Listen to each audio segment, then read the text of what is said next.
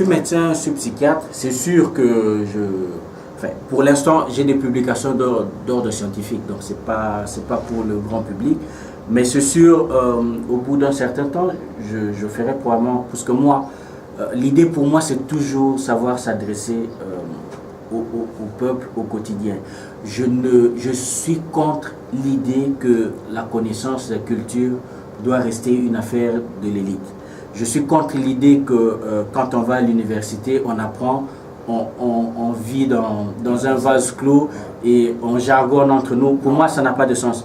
Ce qu'on apprend à l'école n'a de l'intérêt qu'à partir du moment où on peut le diffuser auprès du peuple. Donc, moi, c'est sûr qu'à un moment, je ferai des ouvrages de vulgarisation par rapport aux pathologies psychiatriques, parce que ça aussi, c'est un champ qui n'est pas très bien connu par le public. Les gens ne réagissent pas toujours comme il faut quand il y a un problème de santé mentale. Donc ça, c'est un travail que je ferai. Mais je pense qu'il faudrait... il faut un minimum d'expérience pour pouvoir parler de ces choses de manière très efficace. Je suis dans la neuropsychiatrie depuis 2006. Donc je pense qu'il y a... Oui, je pense qu'il y a encore... Oui, on est à 7 ans cette année. Je pense qu'il y a encore quelques années d'expérience à accumuler avant de pouvoir faire ce type de travail qui est beaucoup plus spécifique. Ça, je le ferai certainement. Merci Magloire. Il y a peut-être aussi une chose que vous devez dire. Ça, c'est le mois de mars. Ce mois est dédié à la femme. Je ne sais pas, est-ce que vous avez quelque chose à leur dire? Parce que pour eux, pour elles, ce mois, c'est leur mois, c'est tout. Est-ce que vous avez quelque chose à leur dire? Parce qu'elles doivent savoir si le 8 mars est vraiment leur date, pour quel objectif. Le mois de mars, est-il seulement le mois du pain, ou bien il y a quelque chose en plus? Est-ce qu'il y a un message?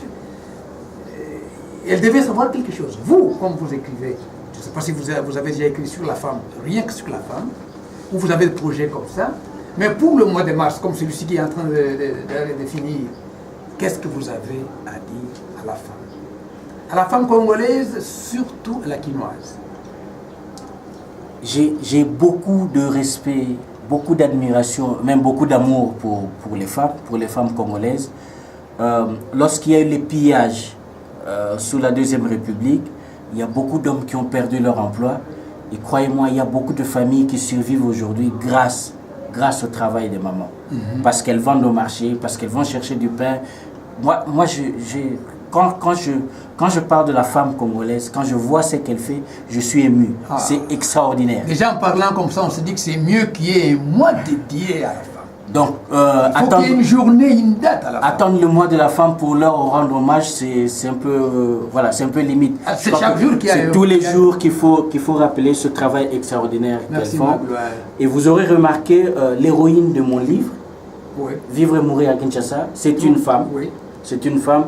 J'ai publié un autre livre l'année passée, Kimpa Vita, la fille de Nekongo. Et là aussi, c'est une femme. C'est pour vous dire combien pour moi, j'ai de l'admiration pour la femme, c'est très important. Maintenant, par rapport aussi à l'actualité de notre pays, vous le savez, et c'est triste, dans l'est de notre pays, les femmes sont maintenant un champ de bataille. C'est horrible ce qui se passe. C'est utiliser le viol, c'est entrer vraiment, détruire l'intimité, la personnalité de la femme dans des objectifs très, très peu avouables. Et donc, même pour ça, par rapport à ce qui se passe, je crois que nous, ici, on devrait avoir beaucoup de respect pour la femme.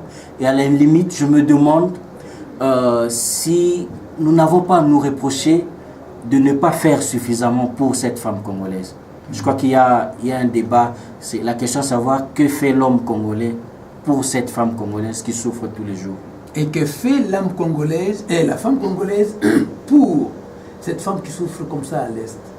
Par exemple, en ce mois de mars. Oui, je crois que ça devait être notre préoccupation. J'ai parlé de ce qui s'est passé avec les pillages. Les femmes ont beaucoup fait pour nous. Les femmes font beaucoup pour nous. Elles continuent à le faire. Maintenant, c'est la femme qui est agressée, c'est la femme qui est violée à l'est du pays. La question est là. Qu'est-ce qu'on fait pour cette femme? En avons-nous fait assez?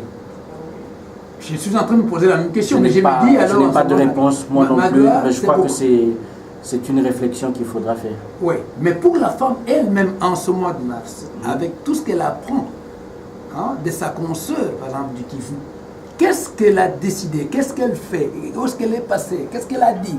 Quel a été son cri? C'est ça ma préoccupation. Est-ce que toi, tu as entendu quelque chose?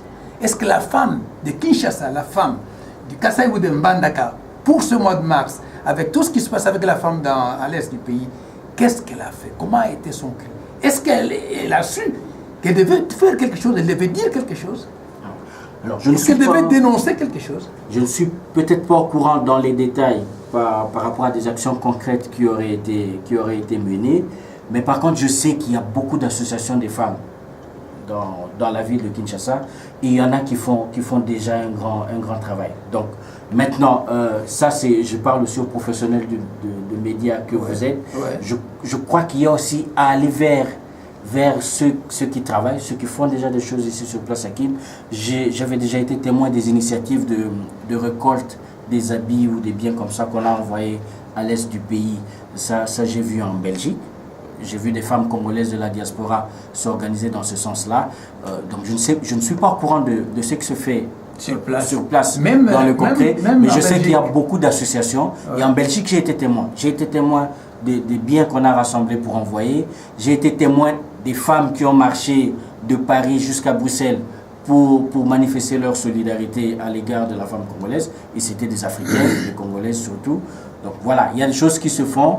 Ici, je ne suis pas au courant dans les têtes parce que ça ne fait pas non plus très longtemps que... Oui, Magloire, puisque nous sommes dans les livres, est-ce qu'il y a une femme, par exemple, en Belgique, là, ou en France, qui a écrit quelque chose sur ce qui se passe à l'Est?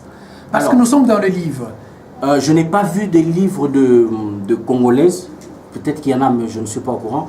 Par contre, il y a... Ce sont les concernés. Oui, je veux bien qu'une Américaine écrive, qu'une Française le fasse. Oui. Mais la Congolaise elle-même, intellectuelle, est-ce qu'elle a écrit quelque chose sur ce qui se passe à l'Est? Donc là, je ne suis pas au courant. Oui, je ne sais pas s'il y a une publication récente, mais je ne suis pas au courant.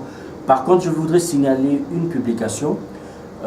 Je la signale parce que c'est écrit avec le docteur Mukwege. Il y a un livre de Colette Brackman qui est paru il y a quelques semaines, L'homme qui répare les femmes. Et en fait, elle raconte le travail au quotidien du docteur Mukwege.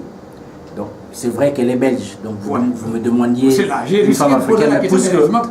Puisque le livre est écrit quand même avec le médecin congolais qui soigne ces femmes, je mentionne quand même ce livre-là. Voilà. Bien, merci pour cette réponse-là. Bon, peut-être qu'on est en train d'aller vers la fin. Et docteur Magloire, écrire est-il un divertissement pour vous ou c'est un engagement pour la société? Alors, moi, je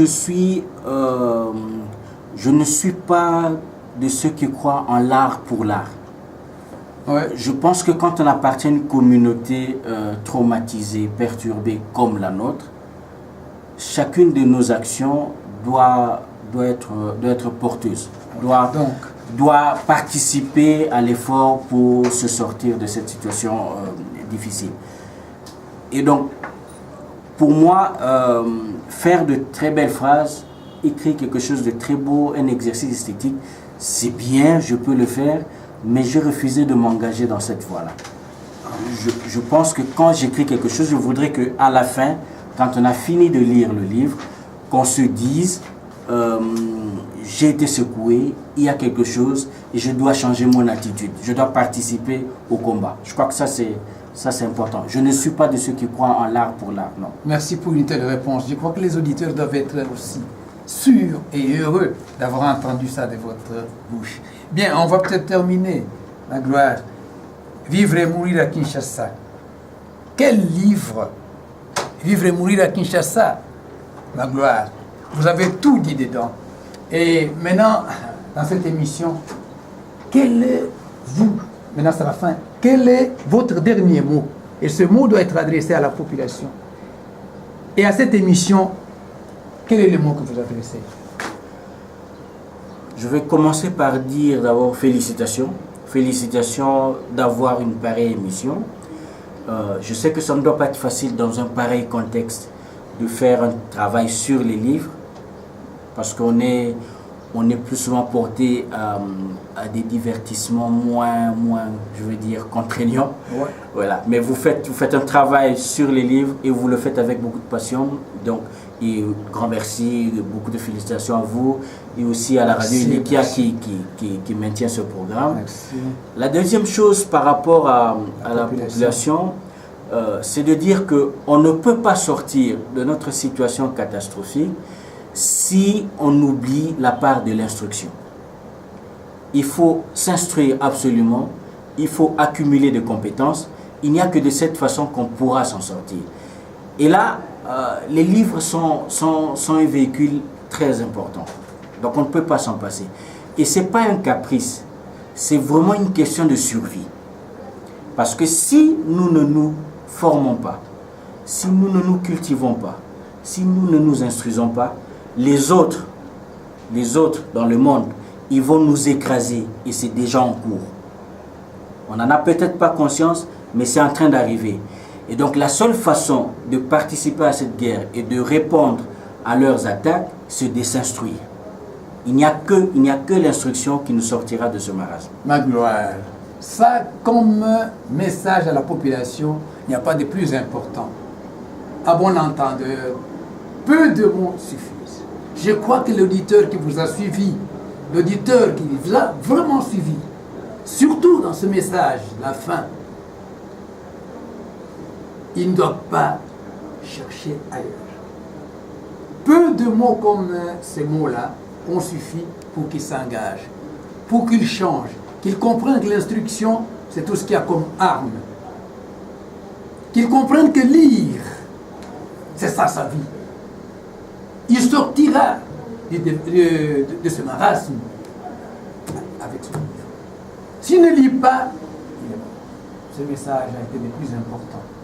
La gloire, Pembi, Kossi, docteur et écrivain, nous avons été très heureux de vous avoir eu comme ça sur les antennes de la radio Ilikia.